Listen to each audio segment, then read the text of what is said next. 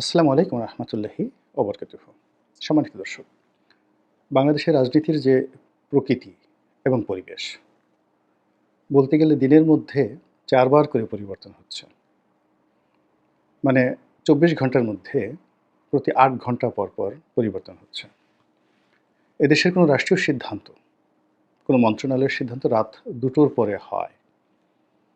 এরকম নজির আমি ইতিপূর্বে দেখিনি। যখন মাইলস্টোন কলেজে অ্যান্ড স্কুলে সেই ঐতিহাসিক মহাদুর্ঘটনা এবং বিয়োগাত্মক ঘটনা ঘটল, তারপরে যে এইচএসসি অর্থাৎ ইন্টারমিডিয়েট পরীক্ষার যে ডেট ছিল, সেটি পেছানোর যে জোর দাবি, সে ব্যাপারে সরকার প্রথমে কর্ণপাত করল না। পরবর্তীকালে যখন পরিস্থিতির চাপ, তাপ এবং গুরুত্ব তারা মোটামুটি বুঝতে পারল, বিশেষ করে তাদের কর্তা ব্যক্তিরা যখন সেই নানাভাবে নিগৃহীত হতে থাকলেন সেই মাইলস্টোন কলেজে গিয়ে, তখন তারা পরের দিনের যে এইচএসসি পরীক্ষা সেটা নেওয়া হবে না, এরকম একটা সিদ্ধান্ত রাত ২টোর পরে তারা দিল। এর অর্থ যে আমাদের এই যে জোয়ার ভাটা, ৮ ঘন্টা পর জোয়ার হয়, ভাটা হয়, ২ বার জোয়ার ২ বার ভাটা আমাদের দক্ষিণাঞ্চলে। তো সেই জোয়ার ভাটার সঙ্গে তাল মিলিয়ে বাংলাদেশের বর্তমান এই সরকারের যে রাজনীতি, এটি দৈনিক ৪ বার করে গতি পরিবর্তন করছে। কখনো জোয়ারে যাচ্ছে, কখনো ভাটিতে যাচ্ছে। জোয়ারে যখন যাচ্ছে তখন মনে হচ্ছে যে এই পৃথিবীটা বড়ই সুন্দর। আমরা মরে গেলেও ক্ষমতা ছাড়ব না। আমাদের একটা দায়িত্ব আছে না? এত বড় একটা বিপ্লবের পর জনগণ আমাদেরকে ক্ষমতায় বসিয়েছে।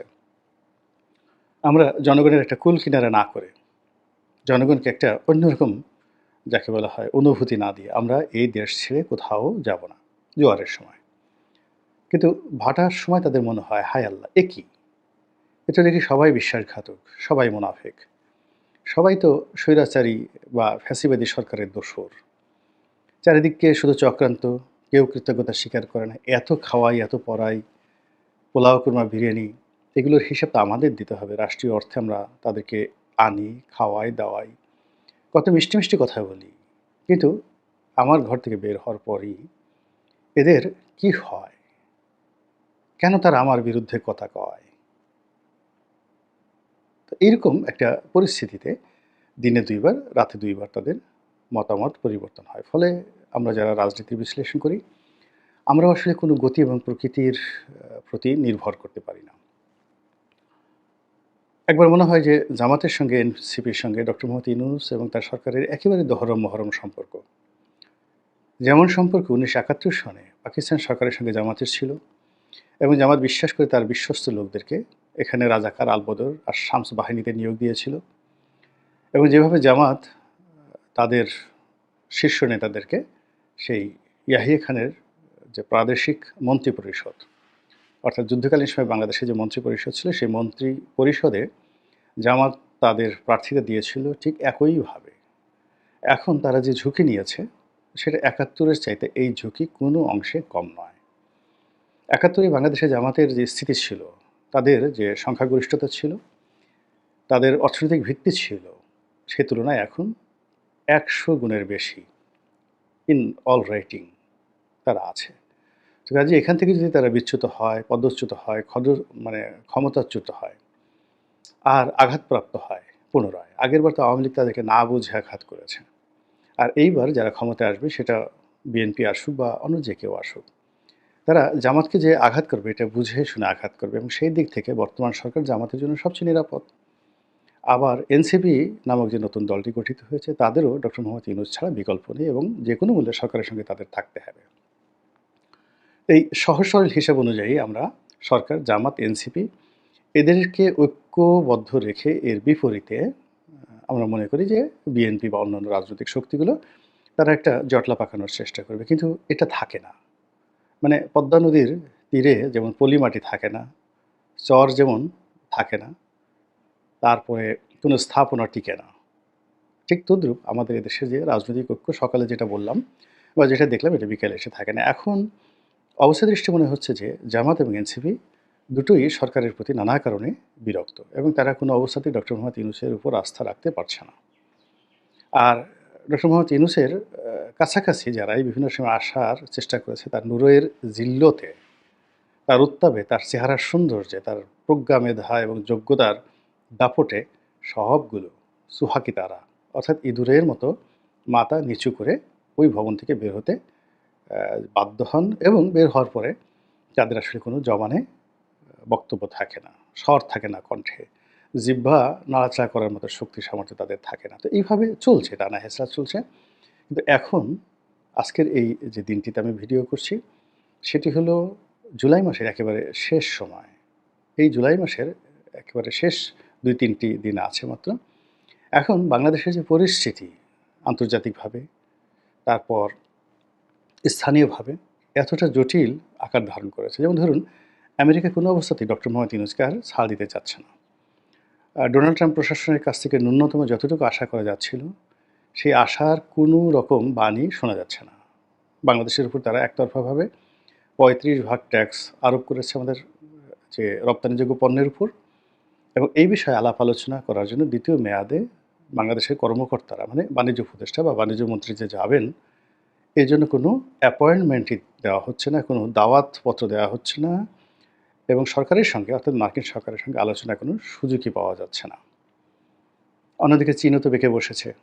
তারাও নানা কারণে সরকারের প্রতি বিরক্ত, আর ভারত তো ১০ পায়ে দাঁড়িয়েছে। এর মধ্যে এই মাইলস্টোনের ঘটনা ঘটলো, গোপালগঞ্জের ঘটনা ঘটলো, এবং এই মাইলস্টোন এবং গোপালগঞ্জের ঘটনাকে কেন্দ্র করে বাংলাদেশে যে উত্তাল পরিস্থিতি, সেই উত্তাল পরিস্থিতিতে পাকিস্তান, ভারত, চীন, আমেরিকা আবার নতুন করে খেলা শুরু করেছে।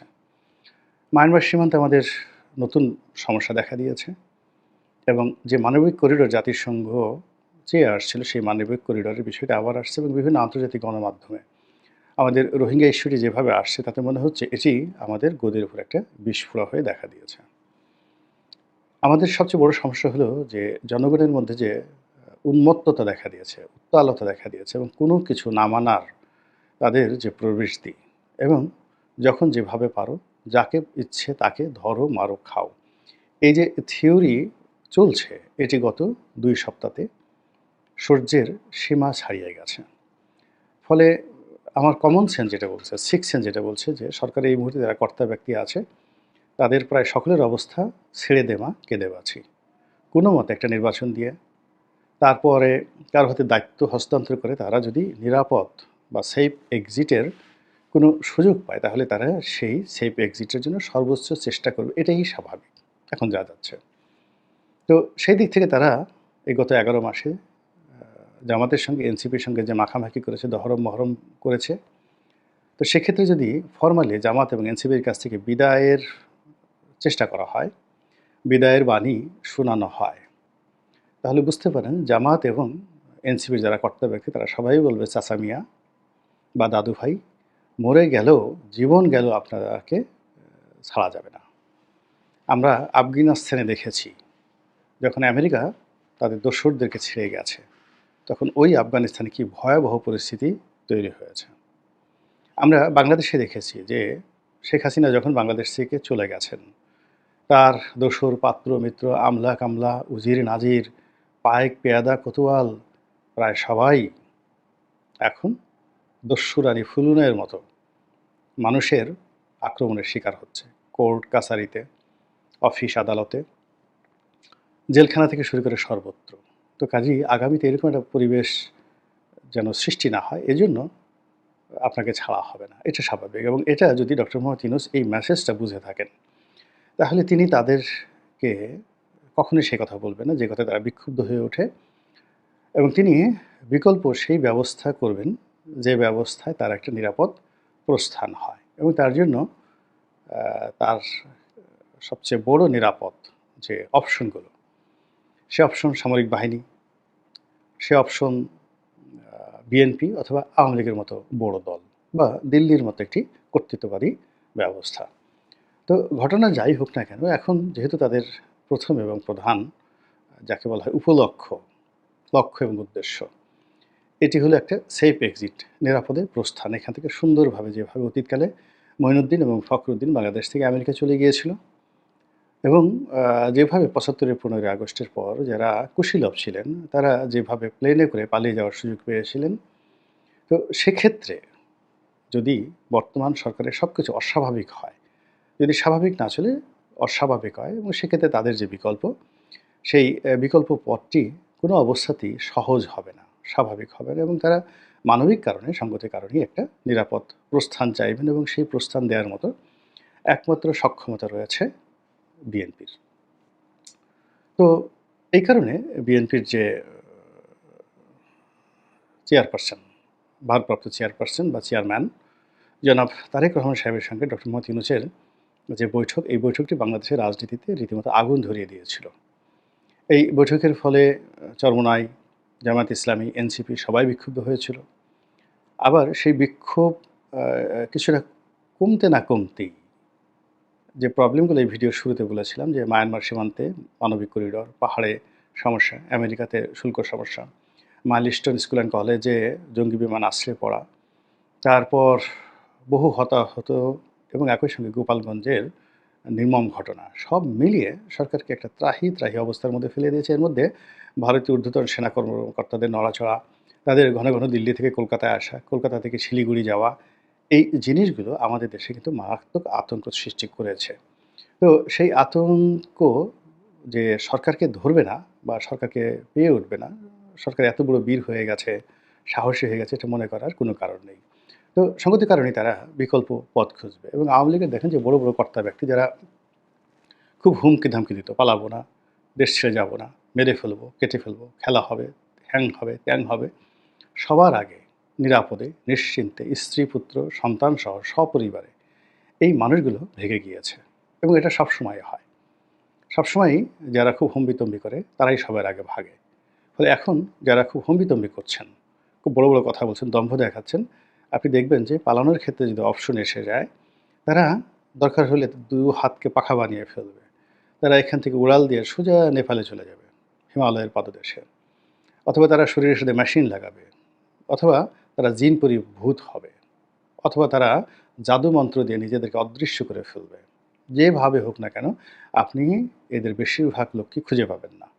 একটা চমৎকারভাবে কোথায় যেতে হবে এই ফন্দি ফিকির আগে রেডি করে তারপরে কিন্তু সবাই বড় বড় কথা বলছেন। এটাই হলো প্রকৃতির নিয়ম। তো সেদিক থেকে ধরুন যে তাদের যে সেফ এক্সিট যদি বিএনপির সঙ্গে সমঝোতার মাধ্যমে নিতে হয়, তাহলে এখন জামাতের সঙ্গে এবং এনসিপির সঙ্গে তাদের যে দহরম মহরম সম্পর্ক চলছে, এটা থাকবে না।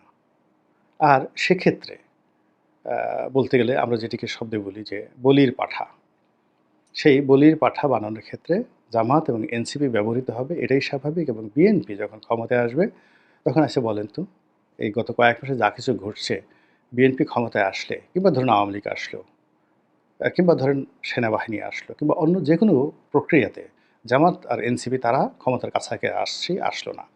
তো সেক্ষেত্রে জামাত এবং এনসিপিকে কীভাবে যারা রাষ্ট্র ক্ষমতায় থাকবেন তারা চুম্বন দিবেন, কীভাবে আলিঙ্গন করবেন, কীভাবে আদর যত্ন করবেন, সেই বিষয়গুলো না হয় না ভাবলেন। কিন্তু তারা যে বিপদে পড়বে, তারা যে বলির পাঠা হবে, এতে কোনো রকম সন্দেহ নাই।